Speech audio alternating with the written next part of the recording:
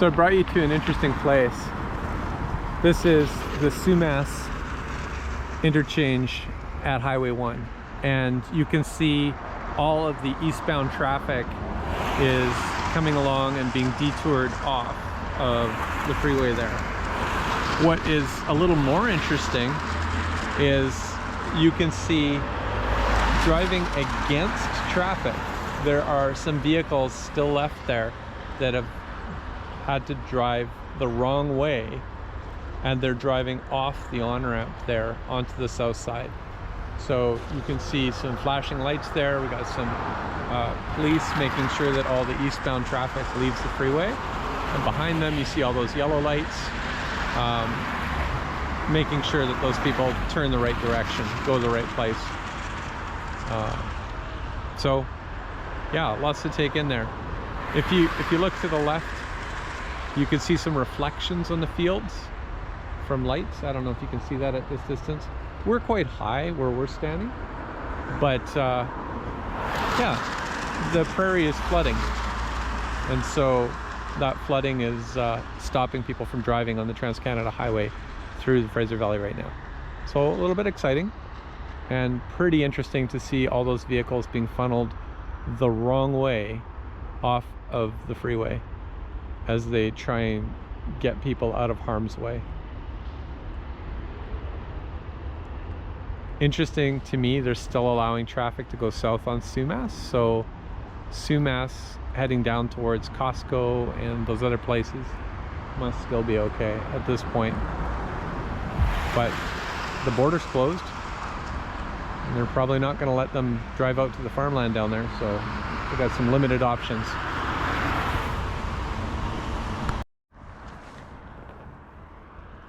All right, you can barely see me because it's dark, but here we are looking at the Sumas Prairie, and as you look down there, you can probably see some flashing blue and red lights.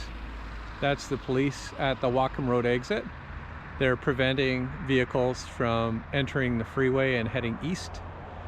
And it would appear that they're bringing absolutely all the vehicles off of the freeway going west. So a little bit of chaos there.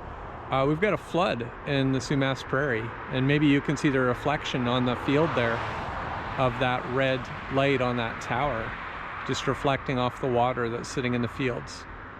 And it's hard to see in the dark, but this gives you a bit of an overview as we look towards Eagle Mountain up there. Here's Whatcom Road, and then as you look down there, you see at least 4 police cars. I'm sure there's more down there directing traffic and getting people off the freeway. And yeah, so a little bit of chaos, but this is the flooding that we're having December is it the 11th today? 2025 here in Abbotsford. So one of the challenges we have is, as we face a warming climate, we're going to see more and more events like this. They'll happen more frequently. Rainfall that's above average. And it's not just weather. One time and it's weather, but when it happens more frequently, that's a shift in our climate. So we know that climate change is caused by humans. We know that it warms the atmosphere. We know the atmosphere can hold more water when it's warmer, and it results in more floods. And so because of that, we not only have a responsibility to try and stop climate change, but we also have to pay the expense of adapting to climate change. And so that means retreat from floods. That means making room for the water and maybe moving houses and farms and things out of the way. It means, of course, disruption to transportation. Right now, Vancouver and the Lower Mainland is completely cut off from the interior of British Columbia. Highway 99, 5, 3, 1, they're all closed, as there's debris on the roads from landslides, and there's flooding from water and that sort of thing. So we're in a bit of a dry spot for a couple days, and then it's going to rain again.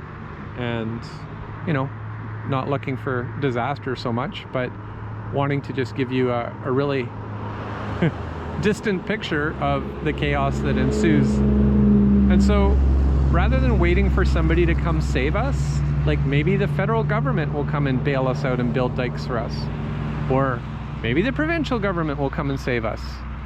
Like, instead of that, like, we as a city, Abbotsford, we need to be taking actions. So what are we doing? Are we raising taxes? And I know, like I said, the T word. Are we raising taxes, and are we actually putting in infrastructure to divert floodwaters to protect our farmers and our agricultural lands? Are we having a serious think about marshlands and wetlands and reintroducing them instead of having cultivated fields? Yeah, there's some good questions there. It's not free and it's not easy, and that's the problem. We need leadership from government that is willing to make hard decisions and think strategically and plan for the future, not just the next election cycle. And the last thing we need to hear from our government leaders is how they're doing such a wonderful job. Because if you ask them a question, they will point to all the good things they're doing. I think we need government leaders who can really point to what they're not doing and shift government in the right direction. Hats off to the city. The mayor and fire chief have been providing lots of updates. Of course, we're in the emergency now, so we're reacting to it. They're doing a great job of that, communicating that, getting those evacuation orders in so the livestock gets saved, so the people get saved. That's pretty cool. But this is not the time to deal with climate change. The time to deal with climate change is every letter they've received over the last decade from us and from other people urging them to take action, to declare a climate emergency, to stop allowing homes to be built with gas furnaces that pollute and continue to exacerbate climate change, to provide drinking water and shelter for people who are unhoused, to do all of those things, to push active transportation. That noise you hear constantly behind me as I'm talking, it's just cars. There's no bikes, there's no pedestrians. We've just allowed the city to get built out so it's cars only. And that's primarily gas cars, and that's primarily pollution. So it's a mess. All right, I'm gonna go see if I can get you some better pictures. Okay, so we got a traffic jam here and a police blockade. We're in Abbotsford, it's December the 11th, and we're looking out at the Sumas Prairie here. You might notice reflections below some of those vehicles. So you can see this is all water here. And so the floodwaters have come up from the Nooksack. We've had a lot of rain here, and that's been a challenge. And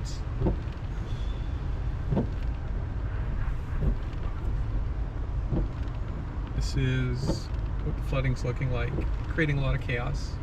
People having to try and detour, maybe not knowing how to get through the different areas.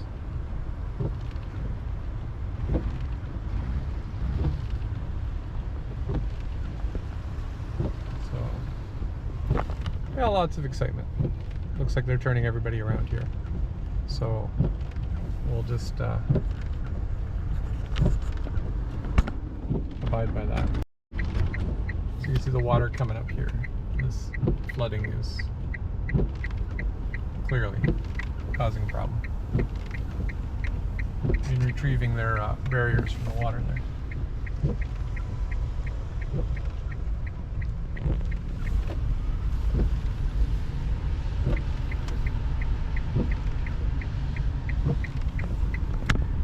So, some big semis on some small roads. I guess they're rescuing them from the highway and pulling them off. And if you look to the left, you can see even this field here by Del Air is full of water. We'll go that way next. You can have a look at what might be going on there.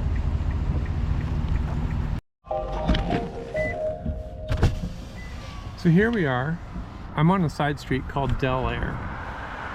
And it's not usually very busy, but it's really busy right now because everybody's trying to take Del Air instead of the freeway. Highway 1 is right in front of you, and there's no vehicles there because it's being completely shut down due to flooding.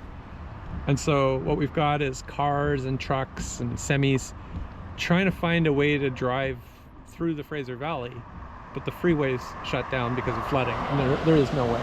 So they end up going from right to left, and then they come back again, like this guy right here. So this is not a commercial road. This is not for trucks like that. They're just trying to find a way, reacting to the sudden closure of the Trans-Canada Highway.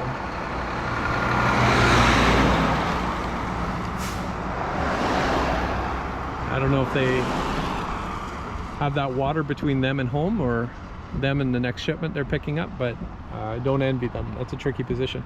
If you look out across the prairie, I don't know if you can see it here, but there are lights from farmhouses there, and you can see reflections underneath them, like we're looking across a lake.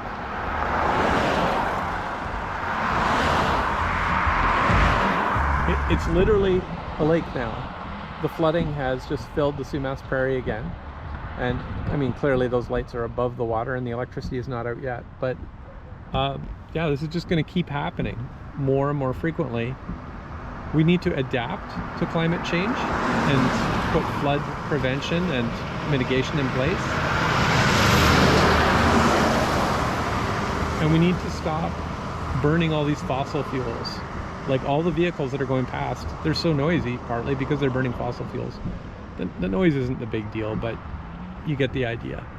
We haven't caught on yet that we're causing this problem. We're making it worse.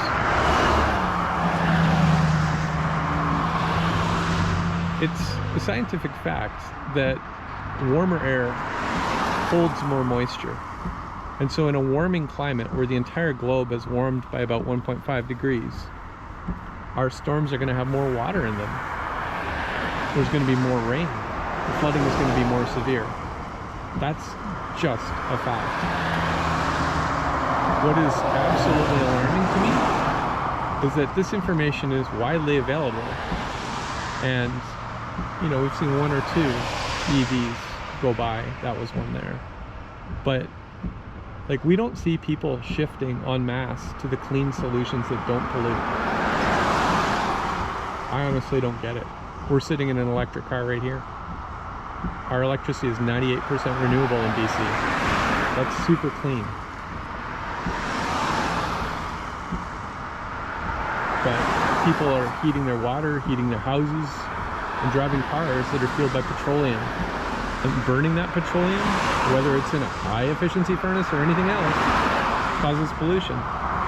EVs do not cause pollution when they operate.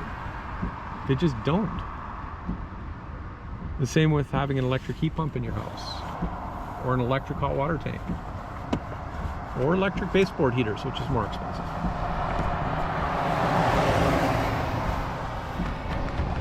I don't know if it's a lack of being able to look down the road and see the consequences, or a lack of personal responsibility, or people just floating through life, or you can't blame everything on affordability. But yeah, it's sad to see this flooding again. I'm not saying this flood is caused by climate change. I'm just saying it's more frequent and it's more severe because of climate change. And primarily that's human beings burning fossil fuels.